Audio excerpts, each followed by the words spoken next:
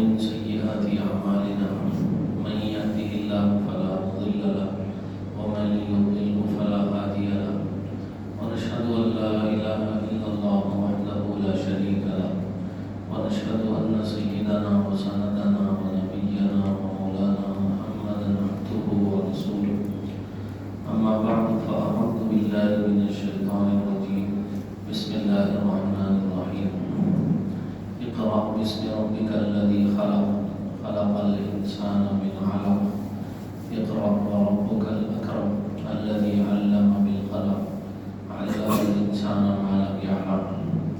وقال النبي صلى الله عليه وسلم اغد عالما أو متعلما أو مستمعا أو محبا ولا تكن الخامسة فتهلك والخامسة أن تبرز العلم وأهله أو كما قال النبي صلى الله عليه وسلم. معزز سامعین کرام، عزیز ساتھیوں، بزرگوں، دوستوں، انسانوں کی تخلیق کا جو مقصد ہے وہ قرآن کریم میں اللہ رب العزت نے بیان فرمایا، وَمَا خَلَقْتُ الْجِنَّ وَالْإِنسَ إِلَّا لِيَعْبُدُونِ. انسانیت کو پیدا کرنے کا جو مقصد ہے وہ اللہ کی عبادت ہے اور اللہ کی معرفت ہے. انسانوں کو اللہ تعالیٰ نے اس لیے پیدا کیا تاکہ وہ اپنے خالق کو، اپنے مالک کو پہچانے اور اس کی عبادت کرے، اس کی اطاعت کرے، فرما برداری کرے اور اس کے حکموں پر چلے. عبادت میں نماز، روزہ، زکوٰۃ، حج، ساری کی ساری عبادات کی جتنی قسمیں ہیں سب کے سب اس کے اندر داخل ہیں. تو انسانوں کو اللہ تعالیٰ نے اپنی عبادت کے لیے اور اپنی معرفت کے لیے پیدا کیا. اللہ کی عبادت کیسے کی جائے، اللہ کی معرفت کیسے حاصل ہو، نماز کیسے پڑھی جائے، روزہ کیسے رکھا جائے، زکوٰۃ کیسے دی جائے اور حج کیسے کیا جائے، یہ ساری تفصیلات کا علم آپ کو مدرسوں میں ملے گا. مدرسوں میں پڑھنے والے بچے یہ سارا علم حاصل کریں گے اور اس کے بعد دوسروں تک اپنا یہ علم وہ لوگ پہنچائیں گے. دین کو سیکھیں گے، پھر دین پہ چلیں گے، اس کے بعد دین دوسروں تک پہنچائیں گے. تو یہ مدرسوں میں یہ ساری چیزیں پڑھائی جاتی ہیں کہ بھئی نماز کیسے پڑھی جائے، زکوٰۃ کیسے ادا کی جائے، روزہ کیسے رکھا جائے، حج کیسے کیا جائے، اللہ کی عبادت کیسے کی جائے، اللہ کو راضی کیسے کیا جائے، اللہ کی نافرمانی سے اپنے آپ کو کیسے بچایا جائے. یہ ساری تفصیلات مدرسوں میں پڑھائی جاتی ہیں. نبی رحمت صلی اللہ علیہ وسلم نے ایک موقع پر ارشاد فرمایا، اغد عالما او متعلما او مستمعا او محبا. اللہ کے نبی کہتے ہیں کہ بھئی یا تو عالم بن جاؤ یا پھر طالب علم بن جاؤ یا پھر ان کے پاس جا کے دین کی بات سننے والے بن جاؤ یا پھر چوتھے یہ ہے کہ ان سے محبت کرنے والے بن جاؤ. اور پانچویں مت بنو، پانچویں بنو گے تو ہلاک ہو جاؤ گے. اور پانچواں بننا یہ ہے کہ علم اور اہل علم سے بغض اور دشمنی رکھنے والا ایسا مت بنو. والخامسۃ ان تبغض العلم واہلہ. علم سے اور اہل علم سے بغض اپنے دلوں میں رکھنے والے مت بنو، ورنہ پھر تم ہلاک ہو جاؤ گے، برباد ہو جاؤ گے. تو یہ نبی رحمت صلی اللہ علیہ وسلم کا ارشاد ہے. اس لیے ہماری ذمہ داری یہ بنتی ہے کہ ہم اللہ رب العزت کی عبادت اور اطاعت اور فرما برداری کرنے کے لیے ہم کو ضرورت پڑتی ہے کہ وہ اللہ کی عبادت ہم کیسے کریں. تو عبادت کو سیکھنا پڑے گا. سیکھنے کے لیے مدرسہ جانا پڑے گا یا کسی مدرسے سے پڑھے ہوئے عالم یا پڑھے ہوئے حافظ سے ساری چیزیں آپ کو سیکھنی پڑے گی اور اس کے بعد میں دین پہ چلنا پڑے گا اور دین پر عمل کرنا پڑے گا اور اپنے مالک کو راضی کرنا پڑے گا اور اس کی اطاعت اور فرما برداری کرنی پڑے گی اور اللہ رب العزت کے حکموں پر خود کو چلنا پڑے گا اور دوسروں کو چلانے کی فکر اور کوشش کرنی پڑے گی. تو یہ بات ذہن میں رکھنا ضروری ہے کہ نبی رحمت صلی اللہ علیہ وسلم میں سب سے پہلے غار حرا میں جو وحی نازل ہو رہی ہے علم سے متعلق، تعلیم سے متعلق، پھر اس کے بعد دار ارقم میں نبی رحمت صلی اللہ علیہ وسلم صحابہ کو تعلیم دیتے ہیں. نبی رحمت صلی اللہ علیہ وسلم عبادات کا طریقہ صحابہ کو بتاتے ہیں، دین کی دعوت صحابہ کے سامنے رکھتے ہیں دار ارقم میں. اس کے بعد ہجرت کر کے مدینہ منورہ آتے ہیں تو صفہ چبوترا ہے مسجد نبوی میں، اس صفہ چبوترے پہ صحابہ آ کے بیٹھتے ہیں. نبی رحمت صلی اللہ علیہ وسلم ان کو دین دین سکھاتے ہیں، ان کو ایمان سکھاتے ہیں، ان کے عقیدوں کو درست کرتے ہیں، ان کا تزکیہ کرتے ہیں، ان کے دلوں کو پاک اور صاف کرتے ہیں، اور عبادات کا طریقہ ان کو نبی رحمت صلی اللہ علیہ وسلم سکھاتے ہیں۔ تو یہ صفحہ کی سمجھیے یادگار یہ مدرسے ہیں۔ ان مدرسوں میں کیا کیا جاتا ہے؟ قرآن و سنت کی تعلیم دی جاتی ہے۔ ان مدرسوں میں کیا کیا جاتا ہے؟ قرآن و سنت کی تعلیم دی جاتی ہے، اور قرآن و سنت کے علوم کی حفاظت کی جاتی ہے، اور باطل فرقوں کا مقابلہ کرنے کی استعداد اور صلاحیت یہاں کے پڑھنے والوں میں پیدا کی جاتی ہے، تاکہ اپنے بچوں کا ایمان محفوظ رہے، اپنے بچوں کا دین محفوظ رہے۔ ہمارے اور ہمارے نسلوں کے دین اور ایمان کی فکریں ان مدرسوں میں کی جاتی ہے۔ اس کو سمجھنے کی ضرورت ہے۔ کتنے ایسے باطل عقائد ہیں اور کتنے ایسے باطل فرقے ہیں، آئے دن جنم لیتے رہتے ہیں، ہر دن ایک نیا فرقہ پیدا ہو رہا ہے، ہر دن ایک نیا فرقہ جنم میں آ رہا ہے۔ تو اس فرقے کے نظریات کو سمجھنا اور امت کو اس فتنے سے آگاہ کرنا اور امت کے ایمان کو بچانے کی فکریں اور کوششیں کرنا، یہ ساری کی ساری چیزیں یہ مدرسوں میں پڑھنے والے کرتے ہیں اور امت کو اس سے آگاہ کرتے ہیں کہ دیکھو یہ باطل فرقہ ہے، اہل سنت سے اس کا کوئی تعلق نہیں ہے، اس کے عقائد قرآن و حدیث کے خلاف ہے، یہ بالکل گمراہی کی طرف جا رہا ہے، اس کے پیچھے جاؤ گے تو خود گمراہ ہوگے اور دوسروں کو بھی گمراہ کرو گے۔ تو یہ باطل فرقوں کی چالوں کو سمجھنا اور ان کے نظریات کو سمجھ کے امت کو اس سے واقف کروانا اور امت کے نونہالوں کے دین و ایمان کی حفاظت کی فکریں کرنا، یہ سب کچھ یہاں پہ ہوتا ہے، ان مدرسوں میں ہوتا ہے۔ تو مدرسوں میں جو تعلیم دی جاتی ہے یہ قرآن و سنت کی تعلیم دی جاتی ہے، عبادات سکھائے جاتے ہیں، نماز روزہ سکھایا جاتا ہے، قرآن و حدیث کی تعلیم دی جاتی ہے، اخلاقیات کی تعلیم دی جاتی ہے، زندگی گزارنے کا طریقہ سکھایا جاتا ہے، یہ بتایا جاتا ہے کہ اپنے معاملات کو صحیح کیا جائے، کسی کو دھوکہ نہ دیا جائے، کسی کے ساتھ خیانت نہ کی جائے، جھوٹ نہ بولا جائے، معاملات ہمارے بالکل صاف ستھرے ہوں اور ہماری معاشرت اچھی ہو، ہمارے اخلاق اچھے ہوں، بستی والوں کے ساتھ، گھر والوں کے ساتھ، رشتہ داروں کے ساتھ، دوست و احباب کے ساتھ ہمارا رہن سہن اچھا ہو، ان کے ساتھ ہم حسن سلوک کریں، ان کے ساتھ ہم اچھا سلوک کریں، اچھا برتاؤ کریں، یہ ساری چیزیں سکھائی جاتی ہیں، یہ ساری چیزیں بتائی جاتی ہیں۔ یہ ہم کو سمجھنے کی ضرورت ہے، اس کو ہم سمجھیں گے تو پتہ چلے گا کہ اس کی ضرورت کتنی ہے، اس کی اہمیت کتنی ہے، اس کا وجود اور اس کا باقی رہنا کتنا ضروری ہے۔ یہی وجہ ہے کہ ایک موقع پر علامہ اقبال نے کہا تھا کہ ان مدارس کو اسی حالت پر رہنے دو، کیونکہ یہ جو مدرسے ہیں وہ مدرسے ہندوستان کو اسپین بننے سے بچائے ہوئے ہیں، ان مدرسوں کو اسی حالت پر کام کرنے دو، کیونکہ یہ جو مدرسے ہیں یہ مدرسے ہمارے ملک کو اسپین بننے سے بچائے ہوئے ہیں۔ یہ علامہ اقبال کہہ رہے ہیں اسپین میں کیا ہوا تھا، وہاں سے کیسی خدمت ہوئی تھی دین کی، اسلام کی، کیسی نشر و اشاعت ہوئی تھی، کیسے تبلیغ ہوئی تھی دین کی۔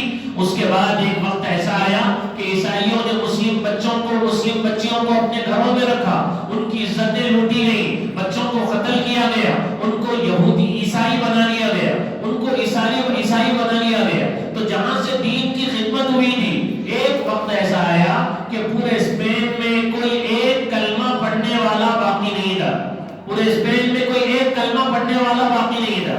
یہ جو کچھ بھی ہوا یہ کس وجہ سے ہوا؟ اس وجہ سے ہوا کہ وہاں کے جو مدارس تھے، وہاں کے جو علماء تھے، ان کے اوپر پابندیاں لگائی گئیں، ان کو سزائیں دی گئیں، ان کو سخت پریشان کیا گیا۔ اس کے بعد میں پھر یہ جو بچے تھے مسلمانوں کے، ان بچوں کو عیسائی بنا لیا گیا، ان کی عورتوں کو ان کی عزتیں لوٹی گئیں، ان کو اپنے گھروں میں رکھ لیا گیا۔ یہ جو کچھ بھی ہوا میرے دوستوں ہمارے سامنے ہے۔ تو علامہ اقبال کہتے ہیں کہ جو مدارس ہیں ان مدارس کو اسی حالت میں کام کرنے دو، ورنہ یہ جو ملک ہے ہمارا، یہ ملک عنقریب اسپین بن جائے۔ اس لیے اس کی اہمیت کو سمجھنے کی ضرورت ہے، اور اس کا جو مقصد ہے اس کو بھی سمجھنے کی ضرورت ہے۔ اس کا مقصد کیا ہے؟ اس مدرسے میں تعلیم، ان مدارس میں جو دی جاتی ہے وہ کیا دی جاتی ہے، کیا پڑھایا جاتا ہے، اس کو سمجھنے کے لیے دارالعلوم کے ایک محتمم گزرے ہیں، حضرت مولانا حافظ احمد صاحب۔ یہ دارالعلوم کے محتمم تھے اور بہت بڑے عالم تھے۔ وہ دورے کے لیے آئے تھے حیدرآباد ہمارے شہر میں آئے تھے دورے کے لیے۔ یہاں پر آنے کے بعد ان کی ملاقات ہوئی تھی نواب حیدرآباد سے، اور ان سے ملاقات کے موقع پہ، یہاں حیدرآباد کے دورے کے موقع پہ، حیدرآباد کے جو نواب تھے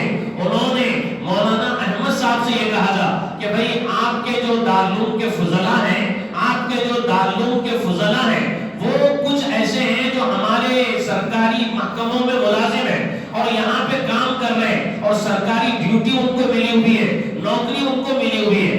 ہم نے دیکھا کہ ان میں قابلیت اچھی ہے، ہم نے دیکھا کہ ان کے اندر صلاحیت اچھی ہے، ہم نے دیکھا کہ دوسروں کے مقابلے میں کام کرنے کی قابلیت اور صلاحیت ان میں زیادہ ہے. اس وجہ سے ہم آپ کے سامنے ایک پیشکش کرتے ہیں، ہم آپ کے سامنے ایک پیشکش رکھتے ہیں. وہ یہ ہے کہ آپ کے جو دارالعلوم کے جتنے فضلاء ہیں، سارے فضلاء کو آپ ہر سال یہاں ہمارے پاس بھیج دیجیے، حیدرآباد بھیج دیجیے. ہم آپ کے پورے مدرسے کا جو سالانہ خرچہ ہے، سالانہ اخراجات ہیں، ان سب کی ذمہ داری ہم لے لیں. پورے سال بھر کے اخراجات کی ذمہ داری ہم لے لیں گے. آپ اپنے فضلاء کو حیدرآباد بھیج دیجیے، ان کے روزگار کا مسئلہ حل ہو جائے گا، ان کو یہاں پر ملازمتیں مل جائیں گی، ان کو یہاں پہ نوکریاں مل جائیں گی. لیکن ایک کام کرنا پڑے گا، وہ کام آپ کو یہ کرنا پڑے گا کہ سرکاری نوکری کے لیے تھوڑا بہت ہم آپ کے نصاب میں تبدیلی کریں، تاکہ اس تبدیلی کے بعد میں تھوڑی بہت جو کمی رہ گئی ہے، خامی رہ گئی ہے آپ کے نصاب میں، وہ کمی خامی ختم ہو جائے اور وہ یہاں پہ آئے تو ملازمت کر سکے، ان کو نوکریاں مل جائے اور ان کو ملازمت مل جائے. اس لیے ہم یہ پیشکش کرتے ہیں کہ آپ اپنے فضلاء کو یہاں پہ بھیجیے. دارالعلوم کا سالانہ جو خرچ ہے، سالانہ اخراجات پورے کے پورے ہم برداشت کر لیں، وہ ہمارے ذمہ ہے. بس نصاب میں تھوڑی سی تبدیلی کرنی پڑے گی.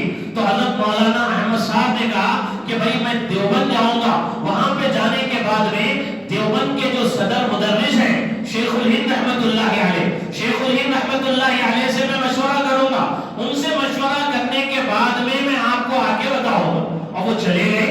دیوبند جانے کے بعد میں حضرت شیخ الہند سے انہوں نے ملاقات کی اور ان کے سامنے پیشکش رکھی اور کہا کہ نواب حیدرآباد نے یہ پیشکش ہمارے سامنے رکھی ہے، یہ جو مدرسے کے لیے ہم کو چندہ اکٹھا کرنا پڑے گا، اس کی جھنجٹ سے ہم آزاد ہو جائیں گے اور سالانہ خرچے کا کوئی مسئلہ ہی نہیں رہے گا. سال بھر کے خرچے کی، سالانہ اخراجات کی ذمہ داری نواب نے لے لی ہے اور بچوں کو ملازمتیں بھی مل جائے گی، ان کے روزگار کا مسئلہ بھی حل ہو جائے گا. اس لیے یہ آپ سے مشورہ کرنے کے لیے میں آیا ہوں. حضرت شیخ الہند رحمت اللہ علیہ نے کہا کہ بھائی دارالعلوم کے جو سرپرست ہیں وہ حضرت گنگوہی رحمت اللہ علیہ ہیں، دارالعلوم کے سرپرست حضرت گنگوہی ہیں، ان کے پاس جاؤ، جا کے ان سے مشورہ کرو. تو حضرت مولانا احمد صاحب رحمت اللہ علیہ حضرت گنگوہی رحمت اللہ علیہ کی خدمت میں جاتے ہیں اور جا کے یہ پیشکش نواب حیدرآباد کی رکھتے ہیں اور یہ کہتے ہیں کہ نواب حیدرآباد یہ چاہتے ہیں کہ ہم اپنے فضلاء کو سارے کے سارے ہم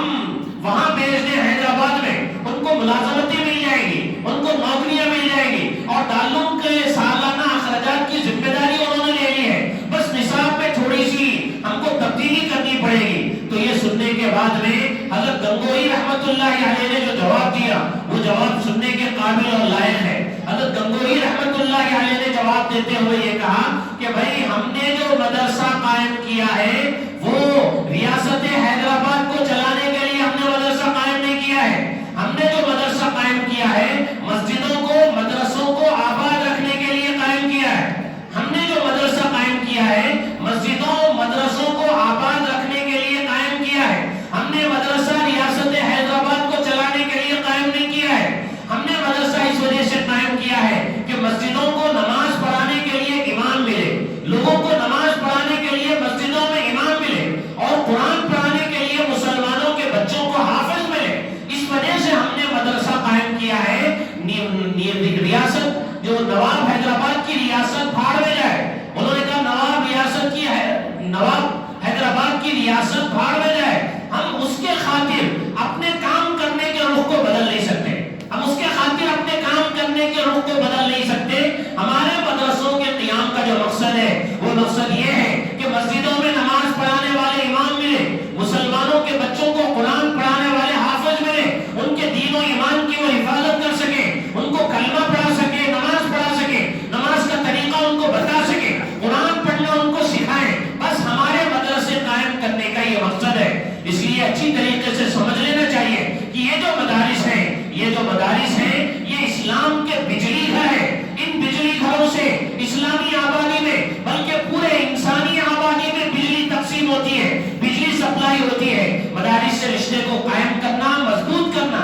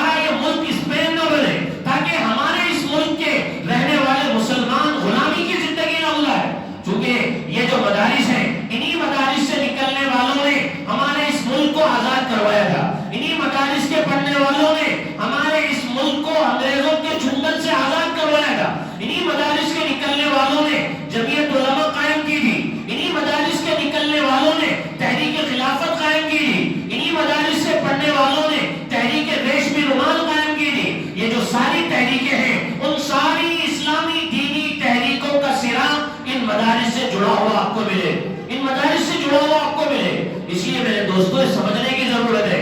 حکیم الامت حضرت اشرف علی تھانوی رحمت اللہ علیہ نے ایک موقع پہ میرٹھ میں تقریر کرتے ہوئے انہوں نے یہ کہا تھا کہ بھائی تم لوگ علماء کو اپنا محتاج سمجھتے ہو تو ان کا تعاون کرنا چھوڑ دو، تم لوگ علماء کو اپنا محتاج سمجھتے ہو تو ان کا تعاون کرنا چھوڑ دو اور پورے مل کے فیصلہ کر لو، پورے مل کے متفق ہو جاؤ کہ ہم ان کو امداد نہیں دیں گے، ان سے امداد کو ہم روک لیں گے۔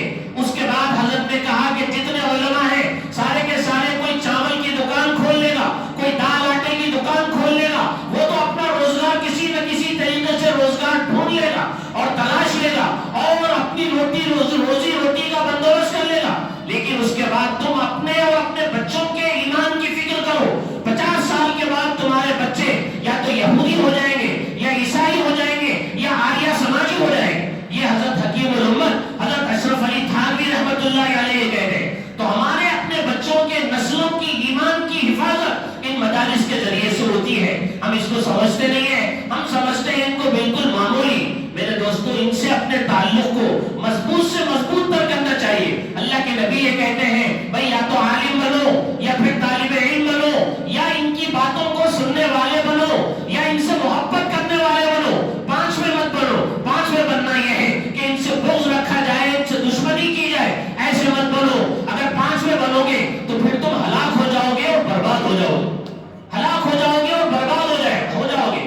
اس لیے میرے دوستوں یہ جو مدارس ہیں ان کی اہمیت کو سمجھنے کی ضرورت ہے، ان کی افادیت کو سمجھنے کی ضرورت ہے، ان سے اپنے رشتے کو مضبوط سے مضبوط تر کرنے کی ضرورت ہے۔ پوری کوشش ہونی چاہیے کسی نہ کسی طرح یہ مدرسے باقی رہے تاکہ ہم دین پہ چل سکیں، دین پہ جم سکیں، ہمارے عقیدے محفوظ ہو سکے، ہمارا ایمان محفوظ رہ سکے، ہمارے اپنے بچوں کا ایمان محفوظ رہ سکے۔ ورنہ پھر ان مدارس کو راستے سے ہٹا دیا گیا تو پھر دین اور ایمان کی حفاظت کی ہمارے اور ہمارے بچوں کے کوئی گارنٹی نہیں رہی، کوئی گارنٹی نہیں رہی۔ اس لیے اس کو سمجھنے کی ضرورت ہے۔ ہر بندے کو چاہیے کہ وہ اپنا تعلق ان مدارس سے قائم کرے، مضبوط سے مضبوط تر تعلق ہمارا ان مدارس کے ساتھ اور ان کے پڑھنے والوں کے ساتھ قائم رہے۔ ان کو اپنے اوپر بوجھ نہ سمجھے۔ یہ جو کام کر رہے ہیں بہت اہم کام کر رہے ہیں، دین کے مختلف شعبے ہیں، ان میں سے یہ بھی ایک شعبہ ہے، یہ بھی اپنی جگہ اہمیت کا حامل ہے۔ یہ جو کام ہے یہ بھی بہت ضروری ہے۔ قرآنی تعلیمات کی حفاظت ان مدرسوں میں ہوتی ہے۔ نماز پڑھنے کا طریقہ اور عبادات جتنے ہیں سارے کے سارے وہ عبادات کرنے کے طریقے ہم کو یہی مدرسے والے سکھائیں گے۔ ورنہ پھر میرے دوستو اگر یہ مدارس ختم ہو گئے تو پھر وہ وقت آئے گا جیسے میں نے بتایا کہ ملک اسپین بنے گا، کوئی نماز جنازہ پڑھانے والا کسی کی کوئی نہیں ملے گا، کسی کی انتقال پر اس کو غسل دینے والا ڈھنگ کا طریقے کا سنت کے مطابق کوئی غسل دینے والا نہیں ملے گا، اور ڈھنگ سے مسجد میں اذان دینے والا کوئی نہیں ملے گا، اور کوئی ڈھنگ سے نماز پڑھانے والا نہیں ملے گا۔ نماز پڑھانے والے اور اذان دینے والے اور ہماری میتوں کو صحیح مسنون غسل دینے والے اگر کہیں سے ملیں گے تو انہی مدارس سے نکلنے والے ملیں گے۔ اس لیے اس کی اہمیت کو سمجھنا چاہیے۔ اللہ سے دعا ہے اللہ تعالی ہم سب کو مدارس کی اہمیت کو سمجھنے اور اس کا تعاون کرنے اور جہاں تک ہو سکے اس کے لیے اس کو باقی رکھنے اور اس کو قائم رکھنے کی فکریں اور کوششیں کرنے کی اللہ تعالی ہم سب کو توفیق عطا فرمائے۔ آمین۔ وآخر دعوانا الحمدللہ رب العالمین۔ سنت